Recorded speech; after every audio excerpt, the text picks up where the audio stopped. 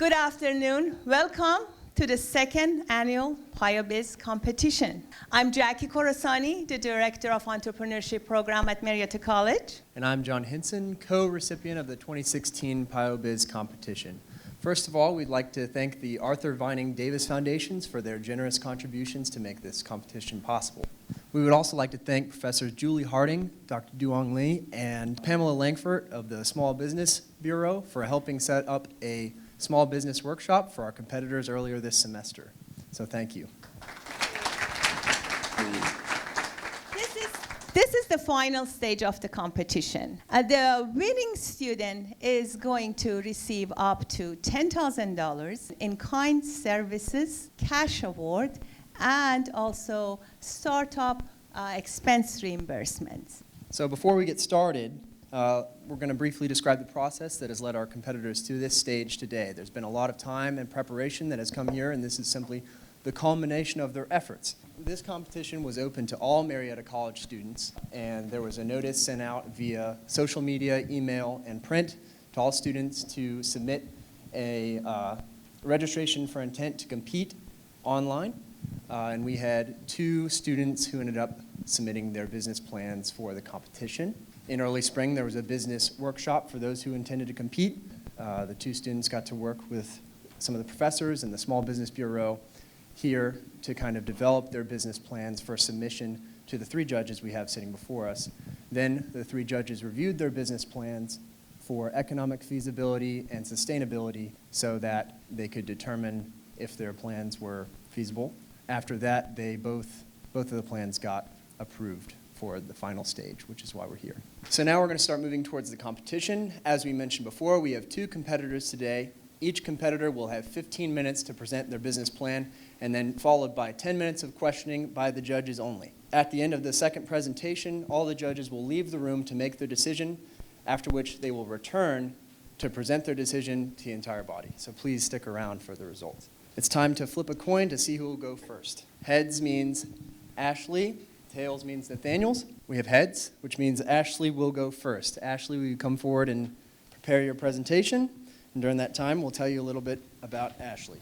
Ashley Kloffenstein is from Cicero, Indiana, and a graduate of Hamlin Heights High School. She's pursuing a finance and public accounting major with a leadership minor. She's interested in financial socialization and workforce development, and after graduation, she hopes to earn her CPA license. All right, so right now in Marietta, high school students have the opportunity to learn exciting new skills and learn about modern industries. But they don't really have a lot of chances to utilize the skills that they're learning, which is one of the issues my business is trying to address. So my business was inspired by my own frustrations when I was in high school with being unable to find relevant work experience. When I was a freshman, I first started considering a career in business, and from there I was really hooked. I took all the business classes I could, I got certifications, and I competed nationally in things like forensic accounting and Microsoft Excel.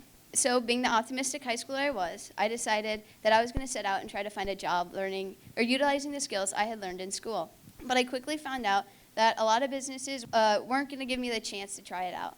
So my business will be connecting the local high schoolers with local businesses. What's going to happen is I will meet with the local businesses and talk to them about what their different needs are for their business. I will then get a contract for them outlining what services I will provide and how much I will be paid for it.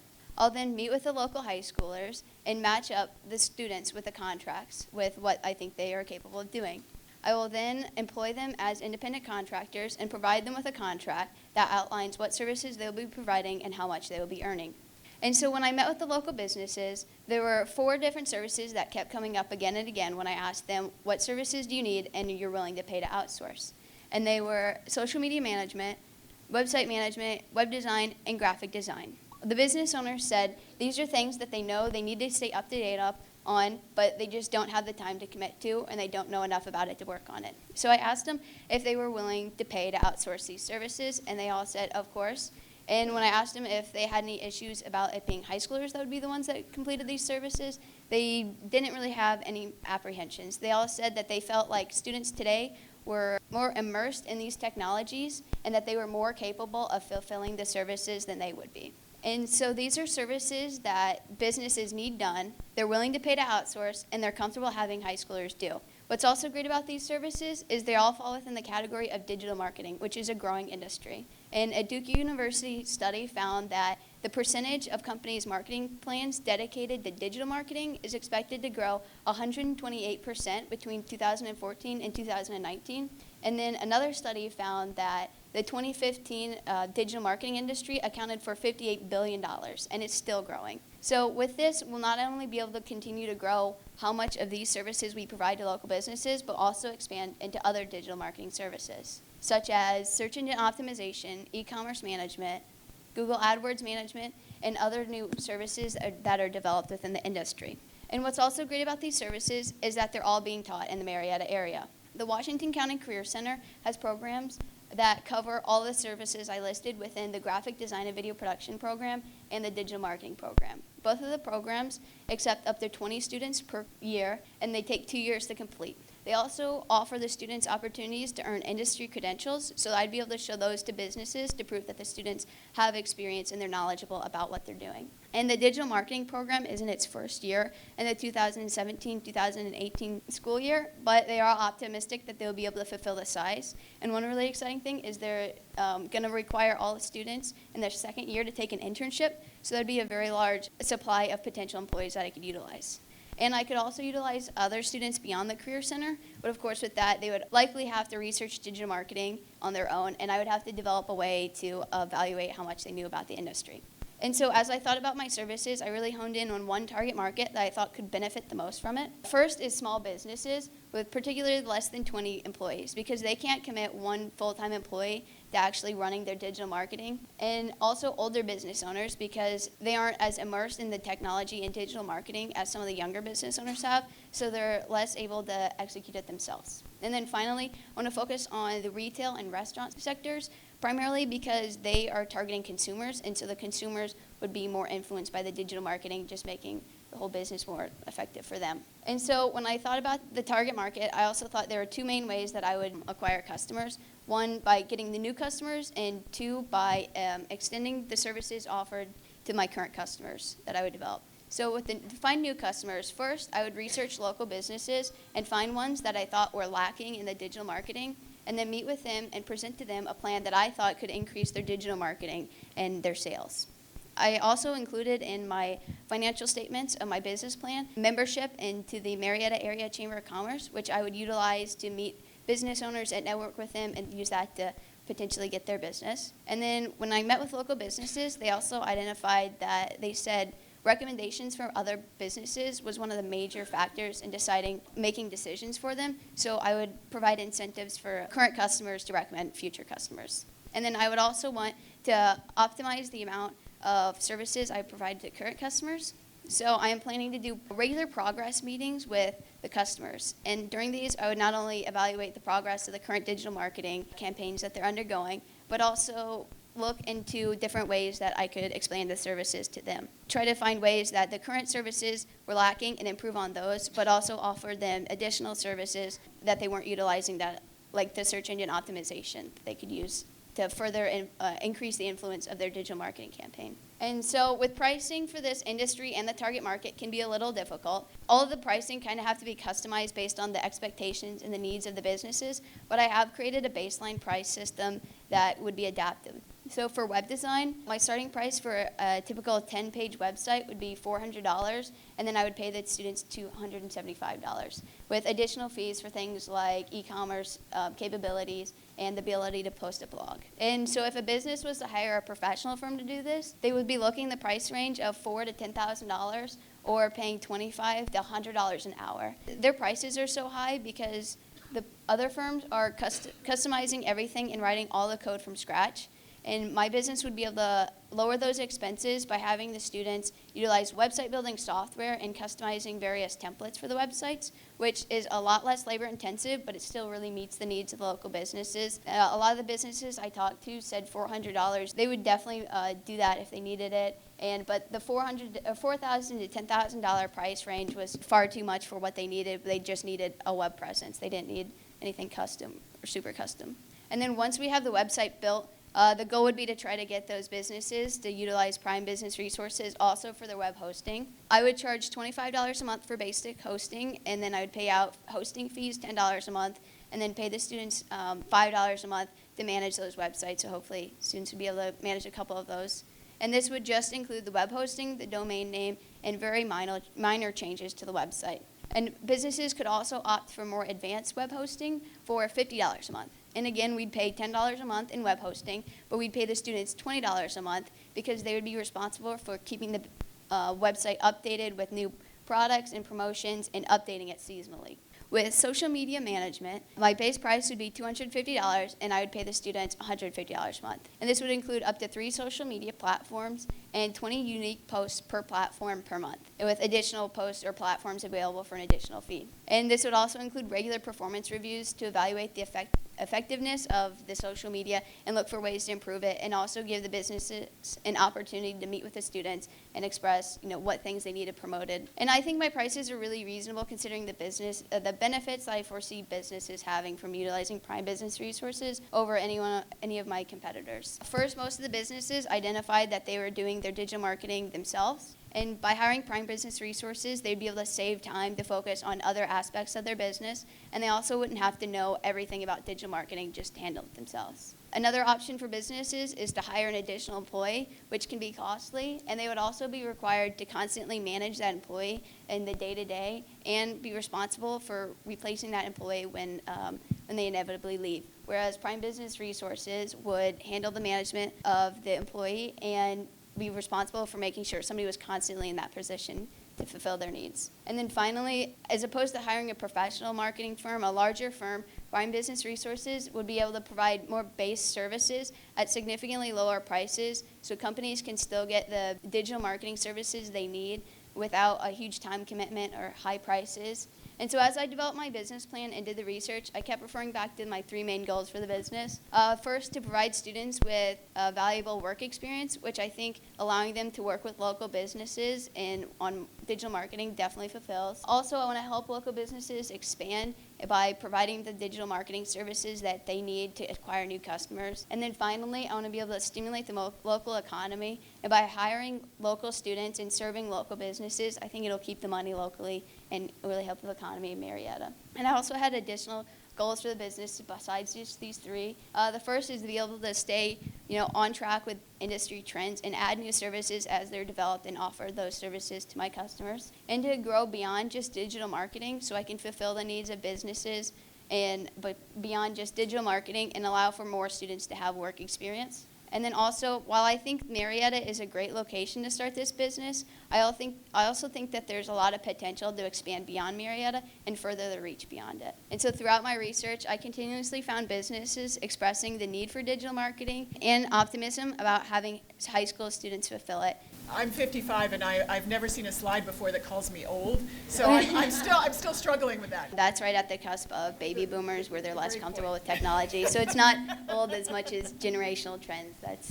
I'm going to start with a detailed question, although Yep. I do have some sort of overall business questions. Okay. And that's about your choice to use students as independent contractors. Yep. So 1099 is, of course, a legal definition, and that means that these are self-directed individuals. They Yep. bring their own tools.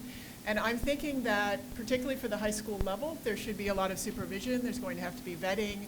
Yep. I'm not envisioning these as 1099. So can you talk a little bit about why you chose that? With the hourly, when I talked to a lot of businesses, they said if they heard hourly how much they were going to be paying for services, that was kind of an automatic in because they wanted to be able to know how much they were going to pay in the end. But when I looked into the 1099, I thought the one thing you mentioned is they have to provide their own resources. And when I talked to the Career Center people, they said all their students already had that stuff and they would be able to utilize the Career Center resources for that. And then for kind of managing the employees, I think it's kind of a tight line, what you're saying.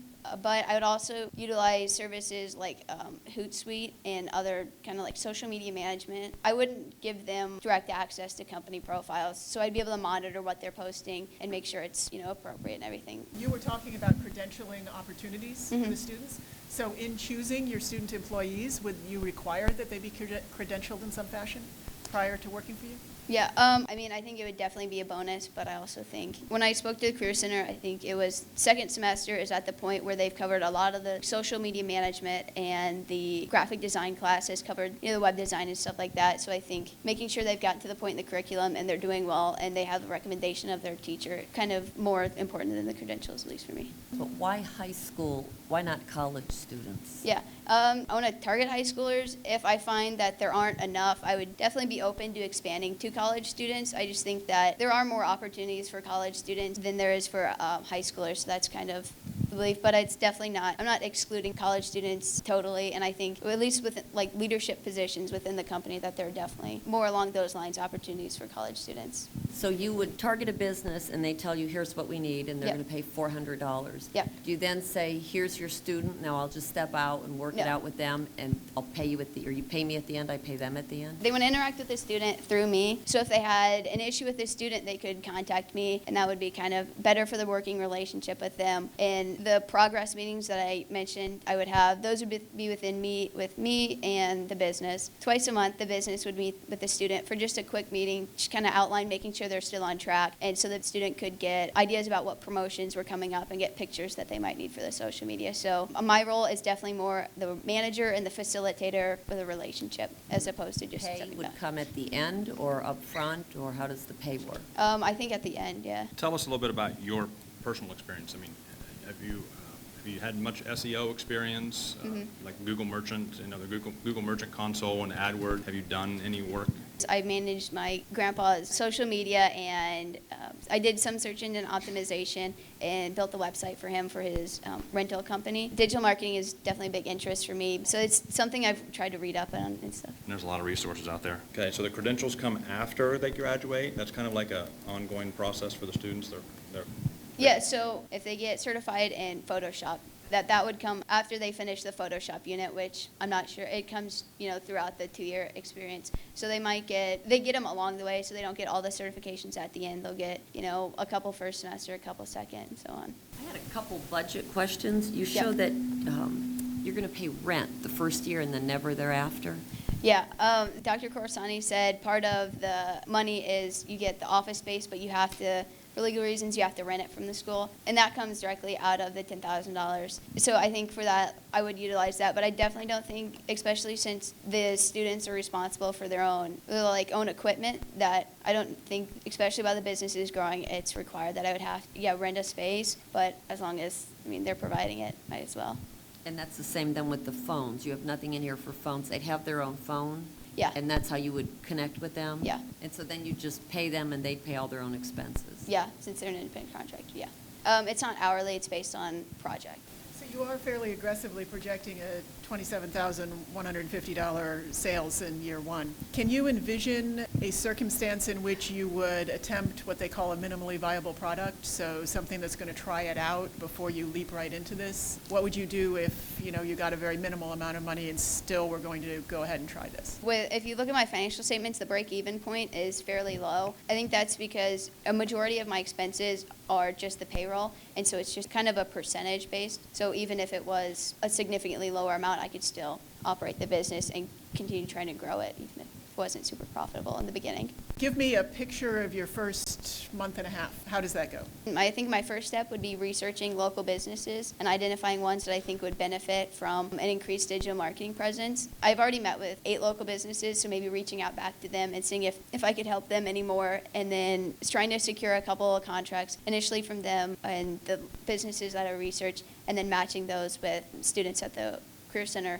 And then from that, trying to grow and get them to recommend other businesses. Have you similarly lined up potential students? I haven't met directly with any students. I met with 8 businesses. I met with 3 teachers within kind of the Marietta area, 2 of which were at the Career Center. And I spoke to them about what they thought their students would look into, and kind of ran the prices and the services by them, and got what they thought their students would think about that. Could you go back to where you were talking a little bit about on one of your plans, it said the students would get $5 a month. What would they do for that $5? And would they do anything for $5? Yeah, they're kind of the managers of the website management. So they might not have anything that they need to do 1 month, but they're still in charge that if the business contacts them, they would be responsible for that. Because as they move into more wanting to update major parts of their website or add new products and update larger parts, that's when they would move into the more advanced web hosting side. How many websites do you think you can do in the first year of your 27,000? Do you have, I mean, is that 50 websites or? I think it was 1 a month, since it won't take that long, and I think that there are definitely businesses within the area, more than 12,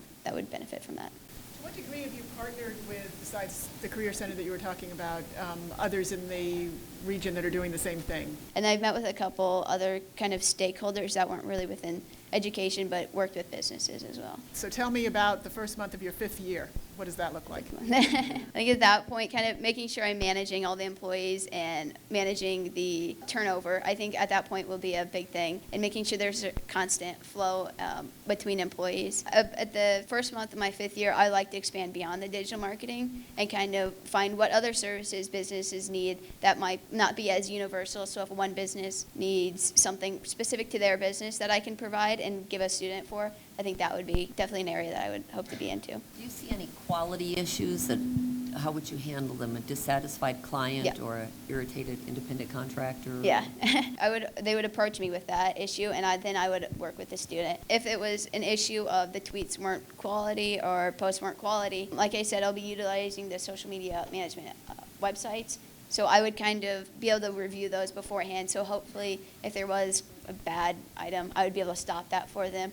And also, since the students are within the Career Center, they're requiring an internship for the second-year students. With that, also, there's kind of more like management with that, so I can kind of utilize that as well with work with their professor or their teacher with that. Thank you so much. Thank you, judges. Nathaniel, your turn. Nathaniel is an English and theater double major. He graduated from Marietta High School in 2009 and served 4 years in the U.S. Army. So thank you for your service, Nathaniel. Nathaniel has been and continues to be involved in numerous community organizations for the benefit of Marietta. All right. Hi, I'm Nathaniel Masiag, and again, I just want to thank everyone for coming out to the second annual PioBiz competition here at Marietta College. Before I start, I'd like to give a couple of thank yous. I'd like to thank Second Ton Graphics for doing our logo, which you see for today. And I'd like to thank my business partner and sister, Rebecca Hall, for making the trip up from Georgia. I'd like to kick us off with our mission statement, which is to provide freshly baked goods, pastries, and sweets of the highest quality, served in a welcoming atmosphere to enhance downtown and all of Marietta. And before I kind of go into the meat of the presentation, I'd like to give a little bit of background information about those who make up Slice of Life, which is myself and my sister. Since coming back to the area in 2013, I really have tried to plug myself as much as I can into the community via local events and organizations, so that way I can kind of pave the way for the opening of our business. And then there's my sister, Rebecca. She isn't just a baker. She is an artist, a musician, and a seamstress. Whereas I spend my free time, I'll play video games, she is creating paintings, she is playing her trombone, and she is making aprons for her friends. It is her discipline and dedication to her imagination that makes her more than just a baker. And now I'd like to kind of briefly explain bakeries and their place in the economy, both on a macro and micro level. The baking industry has steadily been growing for some time now. According to Global Industry, Inc., the global market for baked products is expected to exceed $485 billion in 2020. And current shopping trends indicate people prefer to shop at small businesses as opposed to larger chains, which pivots perfectly into my next slide about the micro economy, more specifically here in the Middle Ohio Valley and our bakery. The local economy supports small businesses, especially eateries, very well. We have the ability to corner the market as a bakery locally. The idea of a bakery fits very well with what the vision of downtown Marietta's vision is for the area. And now I'd kind of like to explain what the environment for our establishment is going to be like. You know, what would happen if you were to walk in to Slice of Life in any given day. While conceptualizing what Slice of Life would be like, we knew we wanted to be aesthetically different from what is readily accessible here in the community. We settled on a lively, colorful, and urban approach.